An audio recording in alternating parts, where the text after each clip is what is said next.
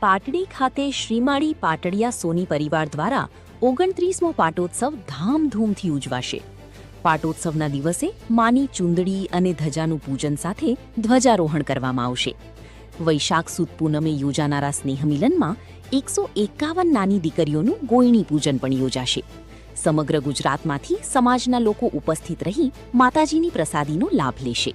સોની, હું હસમુખભાઈ હરજીવનદાસના દીકરા દીપકના પત્ની છું, ધર્મપત્ની છું।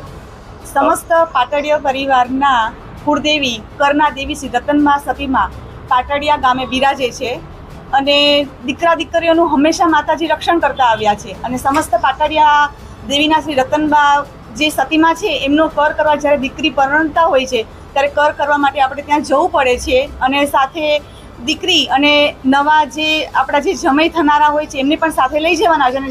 મારું ચોકસી હસમુખલાલ હરજીવનદાસ સિનોરવાળા તરીકે ઓળખાઈએ છીએ અમે, અને આ પાટડી વ્યવસાયની અંદર જે ટ્રસ્ટની અંદર હું 5 વર્ષથી છેલ્લા સેવા આપી રહ્યો છું। કાર્યક્રમમાં 1/5/2026ને શુક્રવારના રોજ વૈશાખ સુદ પૂનમના દિવસે છે।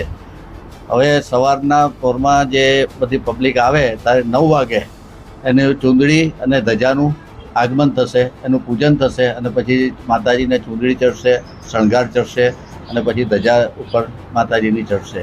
ત્યાર પછી હવનનો જે કાર્યક્રમ થાય છે એ 12 વાગે ત્રિપળોમાં છે। એ પછી વિધિન 10 વાગે 9 ગોયણીનું પૂજન, 9 પરણેલી જે પાટડિયા પરિવારની વહુઓ છે એમનું પૂજન, એ રીતનું ગોયણીનું પૂજન થશે। પછી એ સિવાય હોલ ઉપર 150 ગોયણીનું પૂજન થશે। મારું નામ સુરેશભાઈ જયંતિભાઈ પાટડિયા છે। એવું છે કે અત્યારના યુવાનો બધા બધી રીતે તૈયાર હોવા છતાં ધ્યાન બહાર હોય છે, અજ્ઞાનતા હોય, એ અજ્ઞાનતાને દૂર કરવા માટે ધર્મને આપણે જોડે ઊભા રહેવાની જરૂર છે।